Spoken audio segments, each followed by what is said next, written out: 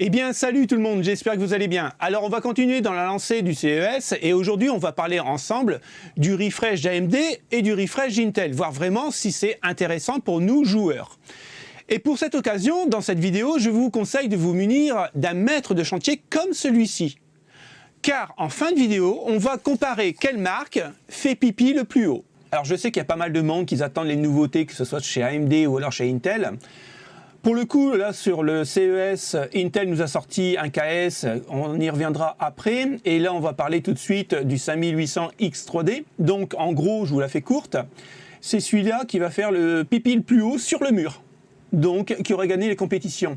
Mais en fait, il ne pense pas à nous, hein, ne vous inquiétez pas les potes. Hein. C'est pas à nous que les marques pensent, hein. C'est juste un problème de longueur. C'est celui-là qui aura la plus longue dans le pantalon.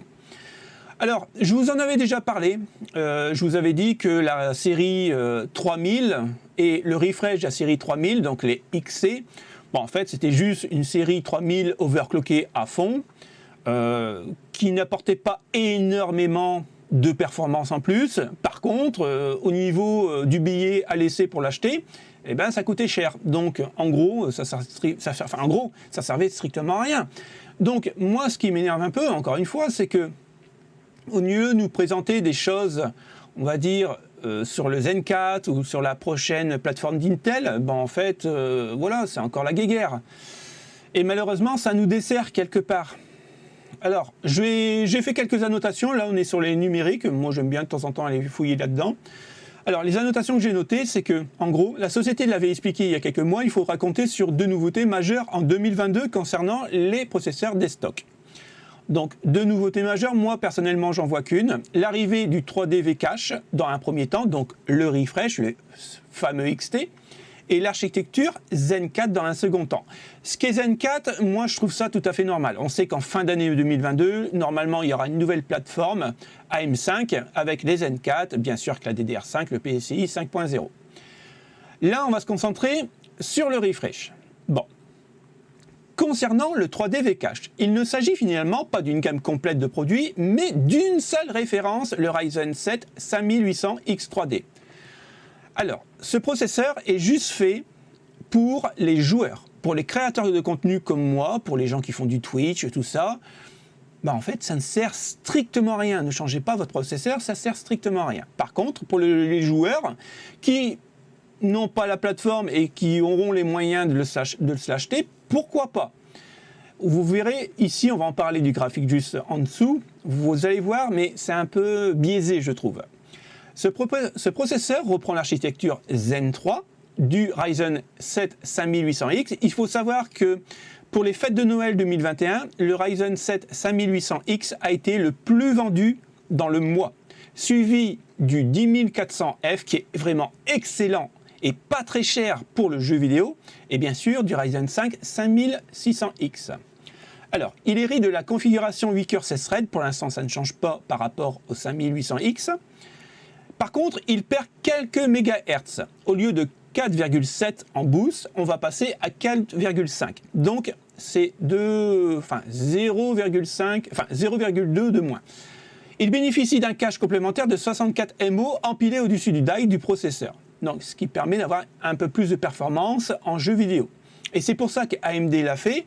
C'était pour reprendre le palier que Intel avait pris avec la génération 12000 au niveau des jeux vidéo. C'est juste pour ça qu'ils l'ont fait, mais pas pour nous, hein. Alors, cet ajout permet d'augmenter les performances dans certains cas de figure, notamment les jeux vidéo pour lesquels AMD a récemment été dépassé pour le Core 12e génération d'Intel, ce que je vous disais. Le Ryzen 5 5800X 3D sera ainsi environ 15% plus rapide que le Ryzen 9 5900X. Attention, dans les jeux vidéo et non pas en encodage. Donc pour les créateurs de contenu, ça ne sert à rien de l'acheter. Gardez votre Ryzen 5800X ou le 5900X. Il sera toujours beaucoup plus performant que le X3D en encodage. Après, en jeu vidéo, alors c'est très beau hein, de voir, alors on va agrandir, c'est très beau de voir ça, vous voyez, c'est 1,4 fois plus rapide que le Ryzen 9 5900X. Voilà, sur des jeux optimisés, je précise, sur des jeux optimisés AMD. Hein. Ils n'ont pas, bien sûr, fait ça sur des jeux optimisés Intel. Donc, en gros, en 1080p, il sera 15% plus rapide, voilà, que son grand frère, le Ryzen 9. Est-ce qu'il y a vraiment un intérêt? Vous allez gagner quoi? Bien sûr, on n'a pas les specs détaillés, mais je pense que vous allez gagner entre, allez, 20, 30 FPS à tout casser. Est-ce que ça vaut vraiment le coup? Est-ce qu'on va vraiment voir une différence au niveau de la qualité de l'image et surtout au niveau du mouvement de l'image? Moi, je ne pense pas. Donc, je trouve ça un peu dommage. Restez au Ryzen 5 traditionnel, n'achetez pas. En plus, il n'y en aura qu'un refresh, donc c'est un peu dommage. Alors maintenant, on va parler de la génération 5 nanomètres et surtout du Zen 4 qui va arriver en fin d'année. Alors, regardez bien un peu le die. Moi, ce qui me choque un peu là-dedans, c'est que ici, c'est creusé. Alors, pourquoi je le vois comme ça? Tout simplement parce que plus, attention, ça reste encore une fois mon avis, hein, plus vous avez de matière, plus la répartition de la chaleur va se faire, on est d'accord. Par contre, là, je me dis, si ils ont ouvert ici, c'est peut-être justement parce qu'ils savent déjà que les 5 nanomètres de la Zen 4, ils ont bien sûr fait des tests, hein, ils ne sont pas bêtes à ce point-là, et ben ça va chauffer énormément. Donc je me dis, peut-être que ça sera un peu mieux au niveau de la dissipation de chaleur, vu qu'il y a moins de matière à refroidir. Maintenant, la deuxième chose qui me choque, c'est quand vous allez mettre votre pâte thermique et que vous allez changer d'IO ou des trucs comme ça, mais alors, quel beans pour le nettoyer, quoi. On va devoir y aller vraiment avec un très très fin coton-tige parce que ça va être vraiment merdique. Là, au niveau du design, c'est vrai que je trouve ça vraiment très joli par rapport à un carré normal. Mais il y a vraiment des petits soucis à prévoir, hein, surtout au niveau de la pâte thermique. Et moi, je pense que c'est un processeur qui va chauffer énormément. Et ils ont fait moins de matière pour essayer de refroidir au mieux. C'est mon avis, encore une fois, hein. Donc voilà, donc on sait que c'est une gravure en 5 nanomètres. L'AM5, le socket, en fait, ça va ressembler carrément à Intel. On va changer complètement de procédé. Bon, après, est-ce qu'il fallait garder le socket AM4, le même procédé? Bon, je pense pas. Je pense que les deux supports apportent leur qualité et leurs défauts. Moi, personnellement, je sais qu'il y a certaines personnes qui vont sauter de leur siège en voyant ça parce que ça ressemble énormément à Intel. Moi, ça ne me choque pas. Et pourquoi pas? Peu m'importe, franchement, peu m'importe. Donc, voilà pour le socket AM4. Donc, les premiers jeux de puces qui vont sortir, donc, je pense que ça sera les Ryzen 7 7800, les Ryzen 5 7600. Donc je pense que ces puces-là seront destinées vraiment aux jeux vidéo. Après, je pense qu'il va y avoir les Ryzen 7900 et voire d'autres.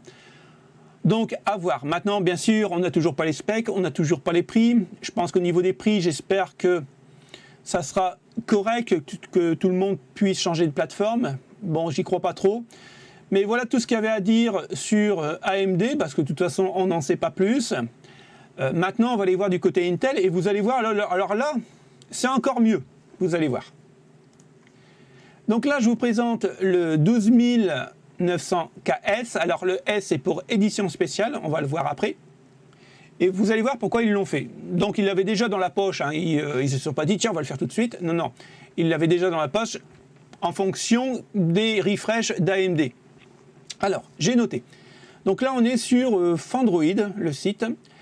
Alors, quelques heures après que Lisa Su, CEO d'AMD, donc ce que je vous avais dit la dernière fois, en fait, c'était vraiment très soporifique. Et si vous avez besoin de dormir, regardez le dialogue de Lisa Su, parce que c'est vraiment intéressant.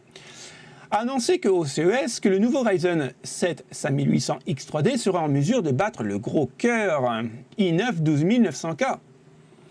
Ben oui, il fallait s'attendre. Intel va se dire, ah non, ça c'est pas possible. Nous aussi, on a quelque chose dans la poche.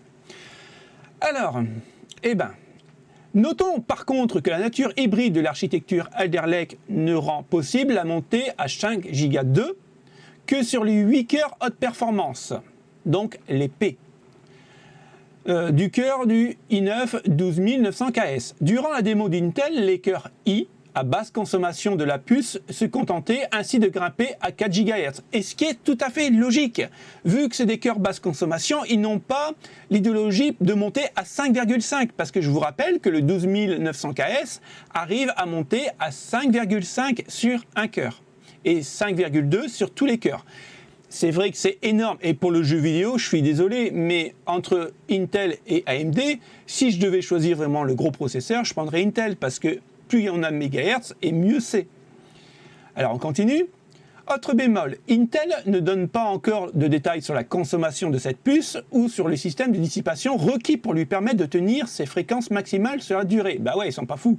Ils savent très bien que le truc, il va consommer un bras et qu'il va falloir bientôt de l'azote liquide pour pouvoir le refroidir et jouer normalement. Donc ça, ils n'en parlent pas, et ils savent très bien pourquoi ils n'en parlent pas.